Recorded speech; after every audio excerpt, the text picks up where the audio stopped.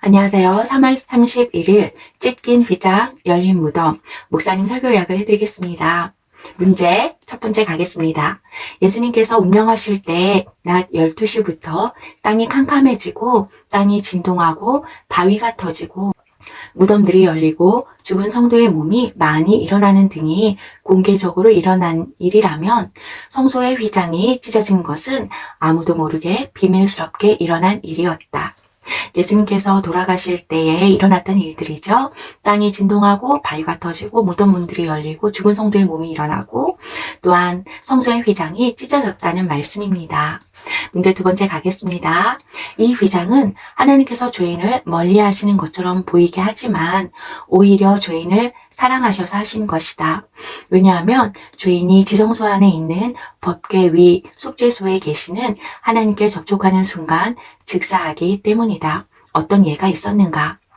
예로는 세 가지가 있었거든요. 첫 번째 예로는 아론의 아들 나답과 아비후가 하나님께서 주신 불이 아닌 다른 불을 들였다가 불타서 죽은 사건이 있었습니다.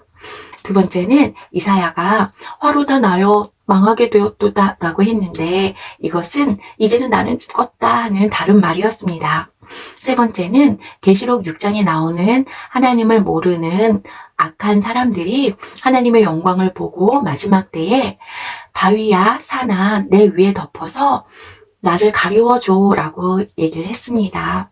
그것처럼 하나님의 영광은 너무 두렵고 떨리고 그 거룩함을 인간이 바로 보면은 즉사하기 때문에 어떻게 보면 휘장은 하나님으로부터의 분리를 말하기도 하지만 하나님께서 우리를 살려주시기 위한 보호의 의미도 하기도 합니다. 문제 세 번째 가겠습니다. 지성소는 대제사장이 1년에 한 번 짐승의 피를 가지고 들어갔는데 예수님의 죽으심으로 모든 사람이 예수님의 피를 가지고 이곳에 들어갈 담력을 얻게 되었습니다. 히브리서에는 1년에 한 번이라고 얘기가 나오잖아요. 그것은 예수님께서 아무 죄가 없으시기 때문에 1년에 한 번이라고 표현이 되어 있습니다. 우리가 알고 있는 레위기라든지 율법서에 보면은 대제사장은 대속죄일, 모든 백성의 죄를 속해주는 그 대속죄일에 3번 들어가요. 그러니까 1년에 하루 짐승의 피를 가지고 들어가서 하나님께 모든 백성의 죄를 사해 주세요 라고 대제사장은 구하는 거였죠. 왜냐하면 조금 전에 살펴본 것처럼 사람은 하나님의 영광을 볼 수가 없어요.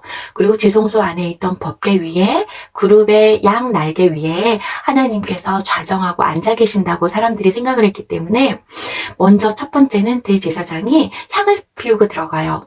그래서 그 천사의 두 날개 끝이 보이지 않도록 향이 가득 차도록. 두 번째는 제사장이 자기가 죄가 있으면 백성의 죄를 가지고 못 들어가잖아요. 그래서 송아지를 죽여서 그 피를 가지고 그 제사장의 죄를 없애기 위해서 들어가요. 그리고 마지막에 온 백성을 위해서 염소나 양의 피를 가지고 들어가거든요. 즉 문제 3번에 나오는 히브리서에 인용된 구절은 예수님의 죄 없으심을 다시 강조하는 부분입니다. 문제 네 번째 가겠습니다. 안식 후 첫날, 오늘은 주일이지요. 새벽에 예수님의 몸에 향품을 발라드리기 위해서 세 여인이 예수님의 무덤을 찾아가면서 걱정한 것은 무엇인가? 물론 이것은 헛고생이었고 그리고 아무것도 필요 없는 헛된 일이었죠. 헛수고인 이유는 예수님은 이미 부활하셨기 때문에 향품이 더 이상 필요가 없었어요. 그리고 그렇게 걱정하지 않아도 되었던 것은 이미 무덤 문이 활짝 열려 있었기 때문입니다. 네 번째 문제의 답 다시 알려드릴게요. 걱정한 것은 그 큰 돌 문을 어떻게 열지? 걱정하지 않아도 된 것은 이미 문이 열려 있었기 때문입니다. 문제 다섯 번째 가겠습니다. 이들의 수고나 걱정은 모두 불필요한 헛고생이었지만 그래도 잘한 것이다. 그들은 머리가 지시하는 대로 움직이지 않고 가슴이 지시하는 대로 움직였고 주님은 그대의 사랑을 외면치 않으시고 부활의 소식을 맨 먼저 듣게 하시고 특히 막달라 마리아는 부활하신 예수님을 맨 먼저 보았다.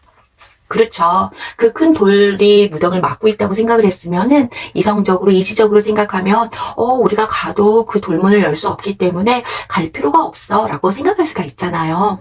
하지만 어떻게 해서라도 예수님 몸에 향품을 발라드리고 싶은 그 마음을 하나님께서는 받으셨던 것 같습니다.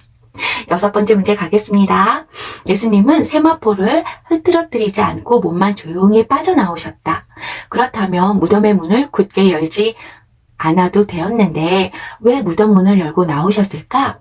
찢긴 휘장과 열린 무덤이 주는 메시지를 당신의 말로 적어보라. 첫 번째, 찢어진 휘장은 1500년 전에 만들어졌는데 예수님께서 돌아가시면서 휘장이 찢기기 전에는 단 한 번도 찢긴 일이 없었습니다. 항상 그것은 하나님과, 거룩한 하나님과 죄 많은 인간을 분리하는 분리대로 사용이 되었고 있었습니다.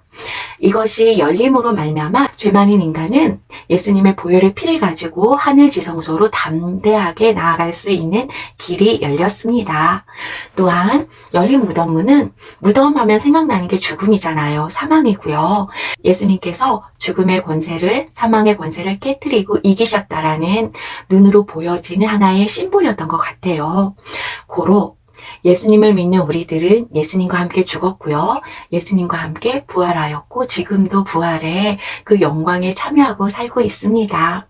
절대로 세상의 허망한 것에 무릎 꿇지 않고 하나님께서 기뻐하시는 것이 무엇인지 오늘을 생각하면서 날마다 조금씩 자라나기를 소망해 봅니다. 오늘 마지막으로 목사님께서 정리해 주신 말씀이 있으셨어요. 너는 용서받았다. 내가 버림받았기 때문이다. 너는 용납되었다. 내가 저주를 받았기 때문이다. 너는 이겼다. 내가 이겼기 때문이다. 너는 살았다.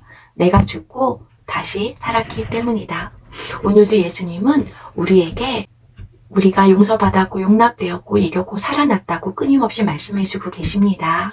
이번 한 주간도 그 말씀 의지해서 승리하면서 화이팅!